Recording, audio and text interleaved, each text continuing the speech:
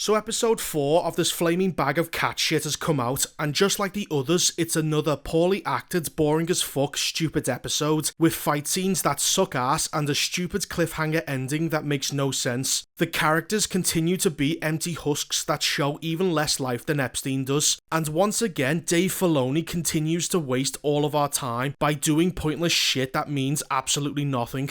This show is filled with contrivances, universe-breaking force powers which seem to be in every show and movie Disney makes, and the villains continue to make dumb decisions when they could easily kill off all the heroes. Now this episode brings up the character Ezra a lot, and it still never establishes for the newer audience just who the fuck he is or his connection to everyone, which is a major problem this show suffers from. Dave Filoni is so dependent on the audience either having prior knowledge of obscure Star Wars lore to understand it, or have watched all of his previous work, which most people won't. And that is why the ratings are in the shitter, because most new people are going to be wondering just what the fuck is going on, and they are not going to get an answer. Not just about Ezra, as we still know next to nothing about him, but also about what these characters want or who they are. Ahsoka continues to be one of the most boring and dull characters ever to exist. Even when she meets a very special person who means a lot to her, she shows next to no emotion. It's like she's a robot at this point, and every scene of her tries to act like she is saying something so profound when it's generic as fuck. First off, she does a very slow turnaround before crossing her arms and says fuck all.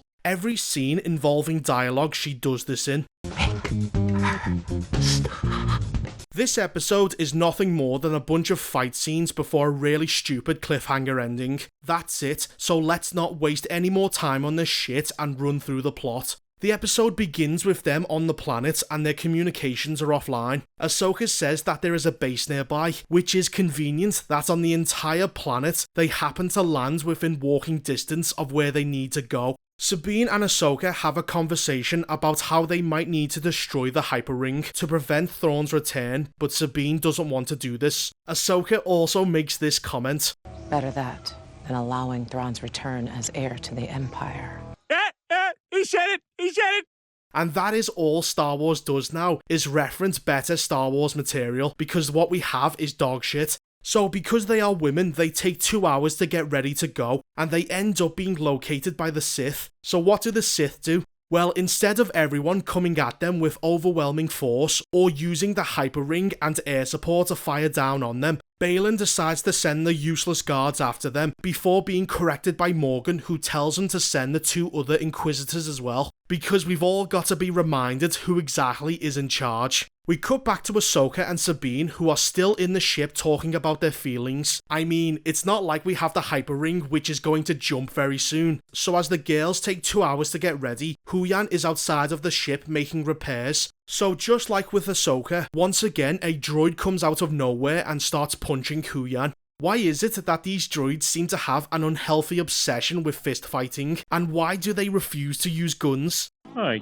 don't know. Huyan is loudly getting slammed against the ship and calling for help, and somehow none of them are able to hear it, even when the door to the ship is fully open. Finally, he cuts the power and that makes them come outside and start fighting. Sabine walks halfway down the stairs before doing a very small and overly dramatic jump and roll before shooting the droid. Now, if this droid had simply self-destructed like the other ones did, then all of our heroes would be dead. Job done. But no, just like with Ahsoka, it seems to have forgotten it could do that. So after that, we have a very choppy fight scene where Sabine is saved by that bullshit Beskar plot armor she wears. Now, these people came here to destroy the ship, so why did none of them bring any sort of heavy weaponry? Does anyone remember when Star Wars had more than useless blaster fire that does fuck all? After that terrible ambush, they head off to find the beacon, and we cut to General Syndulla, who is leaving to go after her friends, until some rando comes up and says that she cannot leave without authorization. What the fuck are you talking about, huh? She's a fucking general, why does her rank mean nothing to these people? If she is unable to have clearance to do anything, then who can? So Hera steals a ship and knowingly takes her son into a dangerous war zone because she's a shit mother, and when she leaves, several other X-Wings show up and agree to go with her. What? When the fuck did this happen, and why can everyone in the New Republic just mutiny without anyone trying to stop them? They all should be chased by other X-Wings and dragged back to the fleet to face a court-martial. But the New Republic doesn't give a shit about rank or mutinies or anything, which is all just more evidence that the Empire should win in the end. Also, this guy from The Mandalorian shows up because the galaxy is so small, everyone just bumps into everyone. We cut back to Morgan, who is on the planet, using the map to upload the coordinates to the ship. I have a few questions. How the fuck is a bunch of stones and space magic uploading coordinates to a computer? Not only that, why is she only doing this now when they've had the map for days?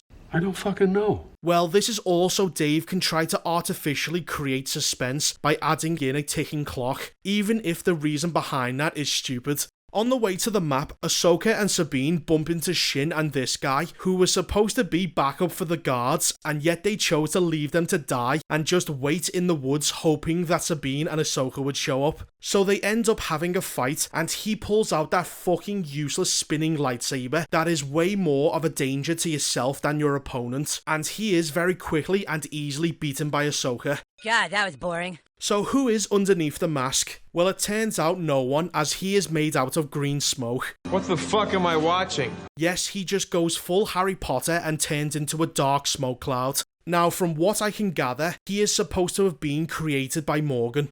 So this bitch has such bullshit powers that she is able to create life that can manipulate the Force. Sure, why not? Who gives a fuck about the Force anymore? It can literally do anything the writers need it to do. Ahsoka then leaves Sabine alone with Shin, who pegged her with a lightsaber the last time they fought, and goes after Baylan, who is alone with no other droids or spaceships there to help. I mean, it's not like the defense of this map is critical to your plan being a success. So they talk, and he reveals that he knew Anakin was Vader, even though that is supposed to be a highly guarded secret almost no one knows about. But whatever. He then says that he wants Thrawn to start another war. The reason? One must destroy in order to create. Okay, am I the only one who finds these sayings just a little bit formulaic? If you want to push something down, you have to pull it up. If you want to go left, you have to go right. This character is as empty as Dave Filoni's head. So they start the fight off with a lot of glaring and changing poses every 5 seconds, and Ahsoka for some reason only has one lightsaber out, even though she is a dual wielder. So we have 2 dogshit fight scenes happening back to back, but Sabine's fight ends when she shoots a mini missile at Shin and she uses a smoke bomb to run off. Meanwhile, Ahsoka attempts to grab the map and it burns her hand. I highly suspect that they are going to rip off Indiana Jones because that is all Dave Filoni does. This injury weakens Ahsoka, who is eventually thrown off a cliff by Baylan. Sabine gets a hold of the map and says that she will destroy it, but he promises her that he'll take Sabine to see Ezra. And how exactly does he know all this? Well, he uses the Force like you would a cloud computer and downloads all of Sabine's search history. That doesn't make any sense. Sabine has just seen this man throw her supposed friend off a cliff and knows that this man wants to bring war to the galaxy. So what does she do?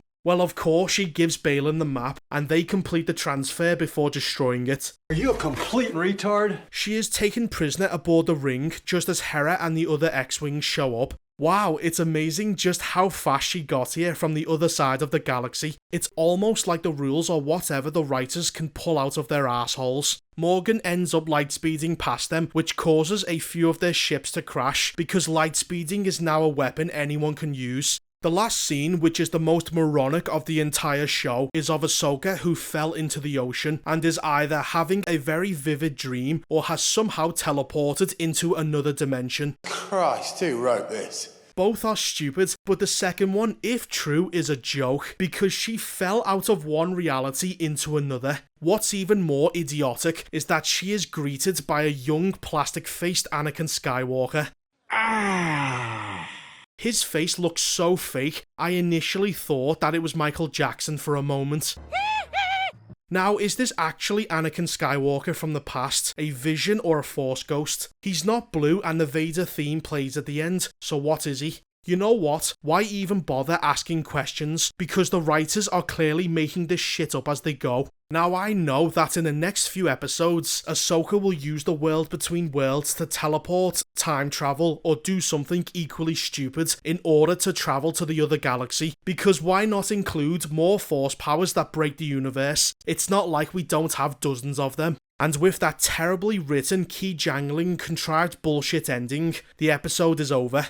That was awful. We are halfway through the season and we still know next to nothing about these characters, other than this dude was a cloud of smoke. Sabine is willing to doom the galaxy in order to see Ezra. Fuck me, Ezra must be hung like a racehorse for her to be this desperate. Hera is a terrible mother willing to needlessly put her son in harm's way, and Ahsoka can teleport or time travel to different dimensions. So that was Ahsoka episode 4. It's a piece of shit.